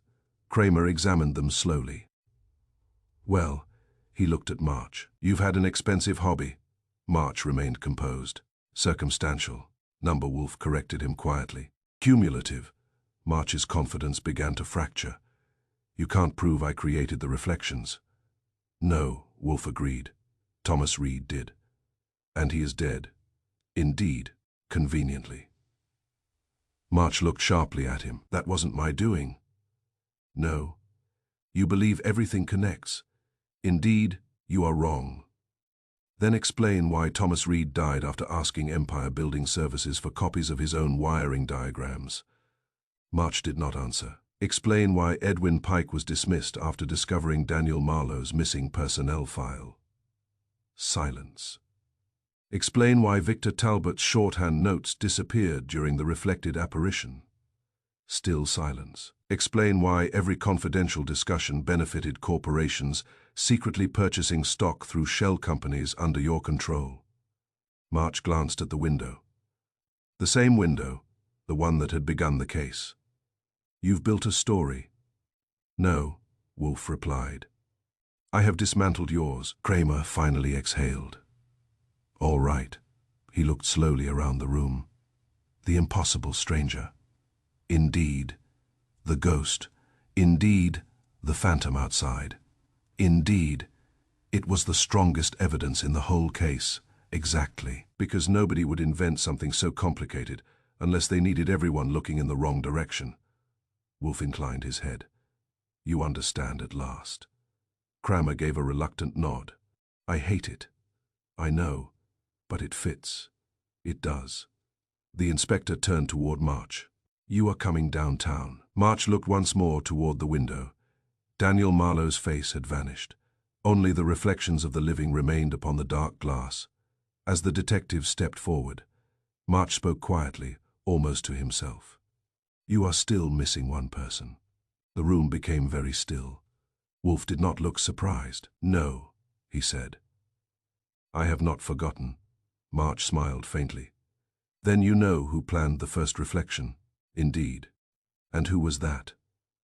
Wolfe's gaze shifted, not toward March, not toward Talbot, but toward Clara Vane. You were not the architect of this deception, Mr. March. For the first time since entering the office, Clara Vane's composure broke. You merely stole it from the person who conceived it. I've kept the mystery consistent with the previous chapters while bringing the investigation to its logical climax in the traditional Nero Wolfe office gathering. Chapter 8, Fay the Window, never lied by 6 o'clock. That evening, Nero Wolfe's office contained every living person whose name had become inseparable from Victor Talbot's misfortune. Inspector Kramer occupied his customary position near the globe lamp, looking as though he had been promised an arrest, but expected a lecture instead. Two detectives remained outside in the hall. Saul Panzer leaned against the bookcase with complete confidence that he would not be required to speak unless facts became scarce. Victor Talbot sat once more in the red leather chair. Leland March occupied the chair nearest the fireplace, his wrists free only because Kramer preferred to hear the explanation before applying handcuffs. Clara Vane sat beside the office door. She had regained enough composure to appear calm, but her hands remained folded tightly in her lap. Edwin Pike waited near the shelves.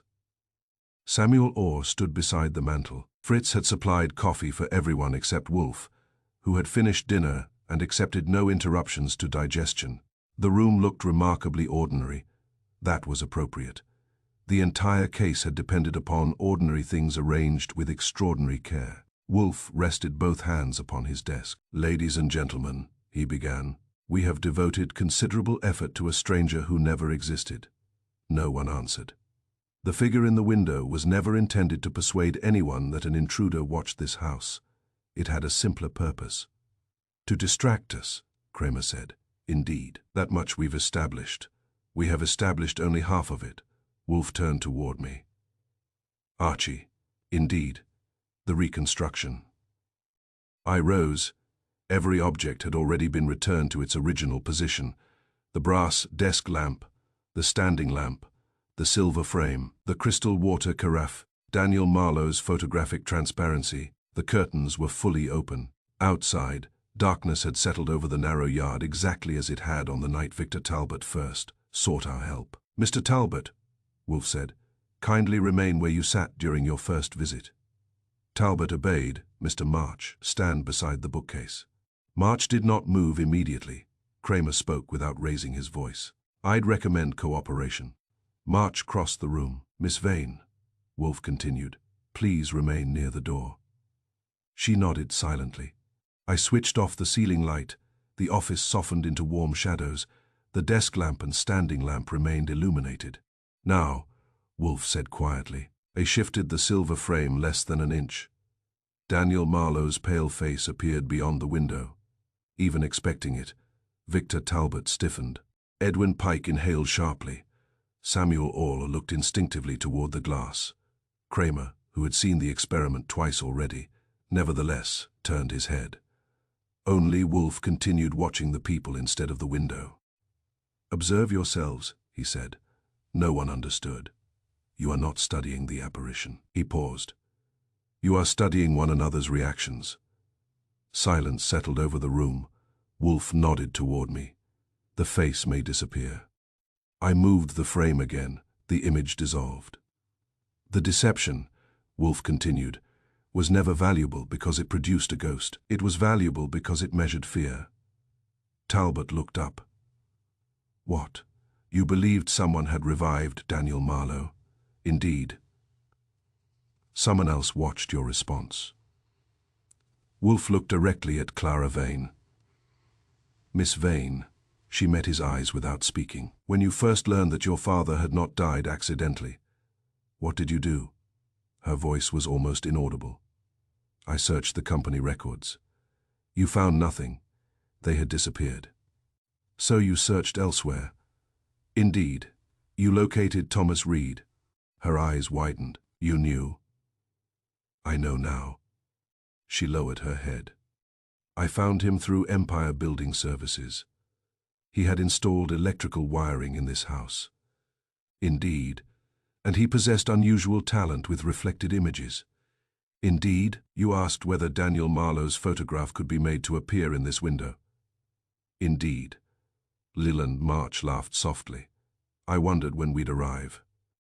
Kramer frowned. "Hold it." He looked at Clara. "You planned the reflection." She nodded. "I planned the first one." The office became perfectly still. "I wanted only one demonstration," she continued. "I wanted Mr. Talbot frightened into admitting what happened to my father." "You expected a confession." "Indeed. You never intended espionage." Number Wolfe inclined his head. "That is true." March's smile faded. Wolfe continued. "Thomas Reed built the mechanism exactly as Miss Vane requested," she whispered. "Only the first mechanism, indeed. You paid him, indeed. He believed it would be used once." "Indeed. And then," she looked toward March. "Mr. March discovered it." March folded his arms.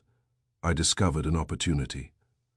"Yes," Wolfe said. "You immediately perceived that every confidential conference could be transformed into a profitable exercise." March shrugged. "I merely appreciated efficiency." "You arranged evening meetings." "Indeed. You insisted they occur here." "Indeed. You learned exactly where each participant would sit." "Indeed. You preserved the optical arrangement." "Indeed. You concealed a second transparency behind the silver frame after Miss Vane removed hers." March's expression altered slightly. "You recovered that." "We recovered everything."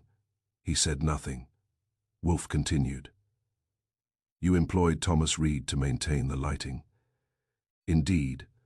When Reed realized the deception had become industrial espionage, rather than private revenge, he demanded additional payment." March remained silent. "When he threatened exposure, he conveniently died." Kramer spoke quietly. "You are saying Reed didn't fall accidentally?" "I am saying," Wolfe replied, "that Mr. March possessed both motive and opportunity." March's confidence weakened for the first time. "You can't prove that," Number Wolfe agreed. "I can prove something better." He looked toward me, Archie. I crossed to my desk and removed the sealed envelope.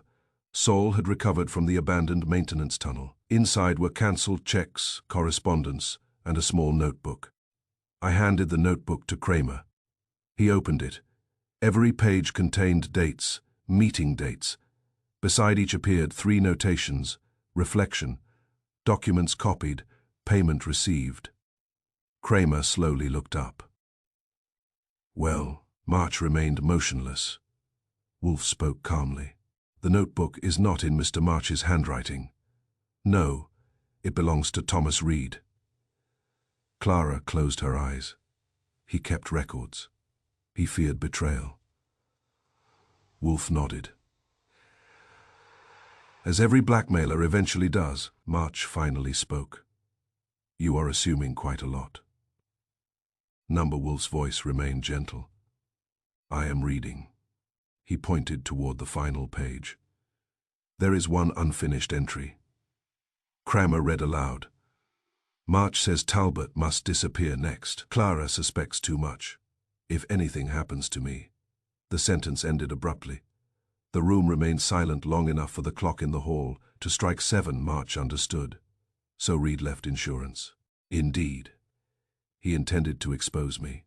Indeed. So you think that proves murder? Number. It proves fear. March laughed bitterly. You've got philosophy instead of evidence.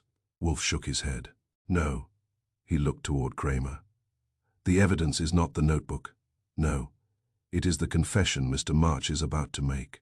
March smiled coldly. That seems optimistic. Not at all. Wolfe folded his hands. You have one difficulty. What? You still believe Miss Vane remained your accomplice? March glanced toward Clara. She was. No, she built the illusion. She built an instrument. Yes. You converted it into espionage. March said nothing. You persuaded her that Talbot deserved fear. Indeed. You persuaded Reed that additional alterations were temporary. Indeed. You persuaded Victor Talbot that someone sought supernatural revenge. Indeed. You persuaded investors that confidential information came from anonymous sources. Indeed. And finally, Wolfe's voice became almost conversational. You persuaded yourself that every participant feared exposure more than justice. March stared at him. That assumption failed. Why? Because Miss Vane came here voluntarily. Clara looked up. I did. She delivered Talbot's denial. Indeed. She also wished to know whether Nero Wolfe had understood the illusion. Clara nodded once. When I realized Mr. March had continued using my idea, her voice faltered. I knew people were being hurt. You left the hidden transparency inside the silver frame. Indeed. You wanted someone to find it. Indeed. You placed Daniel Marlowe's photograph in Talbot's recovered document case. Indeed. You telephoned this office. Indeed, I said. You missed the witness. Wolfe inclined his head. You were not referring to another person. No. You meant the window itself. Tears appeared in Clara's eyes. Indeed. The window had witnessed every betrayal. March looked at her in disbelief. You betrayed me. No, she answered quietly. I stopped betraying my father. For several seconds no one moved, then March laughed once. A short, exhausted sound. All right. Kramer looked at him. All right, what? I used it. The reflection. Indeed. The meetings. Indeed. The copied documents. Indeed. The stock purchases. Indeed. The blackmail. March nodded slowly. Talbot paid to keep Marlowe's death buried. Victor Talbot looked up sharply. You blackmailed me for years. You paid. You threatened Clara. She was becoming inconvenient. You imprisoned me. You were about to expose everything. March leaned back. It worked beautifully. He glanced at the window. Everyone watched the glass, and no one watched me. Kramer stepped forward. I am now. He produced the handcuffs. This time March offered no resistance as the detectives escorted him toward the hallway. He paused beside the office door. You know, he said to Wolfe, it really was a remarkable illusion. Wolfe shook his head. No, it was a remarkably ordinary illusion. March frowned. What do you mean? The trick was never in the glass. It wasn't. No. The trick was convincing intelligent people to look where you wanted, instead of asking why. March said nothing more. The detectives led him away for a long moment. The office remained quiet. Victor Talbot rose. I shall have to answer for Riverdale. Yes, Wolfe said. I should have done so years ago. Indeed. Talbot turned to Clara Vane. I cannot ask forgiveness. No, she replied. But I will testify to what truly happened. She regarded him for several seconds. At least now, she said softly, the truth belongs to my father instead of to your fear. After they had gone, Fritz appeared silently to remove untouched coffee cups. Kramer lingered in the doorway. "I've spent 30 years telling people not to believe what they see." He looked once more at the dark window. "This time I should have listened to myself." "Don't make too much of it." "I never do." Kramer grunted and left. The front door closed. The brownstone became quiet again. I walked to the window where the whole affair had begun. Outside lay only the narrow yard, wet brick and darkness. Inside, the office reflected perfectly upon the glass. I could see Wolfe behind his desk, already reaching for a book. Fritz crossed the hall, carrying a tray. The lamps cast warm circles of light over familiar furniture. The window had never lied. It had faithfully shown exactly what stood before it. The mistake belonged to the people who kept searching beyond the glass, while the truth waited patiently inside the room. That, I reflected as I drew the curtains for the night, is the sort of lesson Nero Wolfe appreciates. It is also the sort that costs somebody a great deal of money before anyone believes it.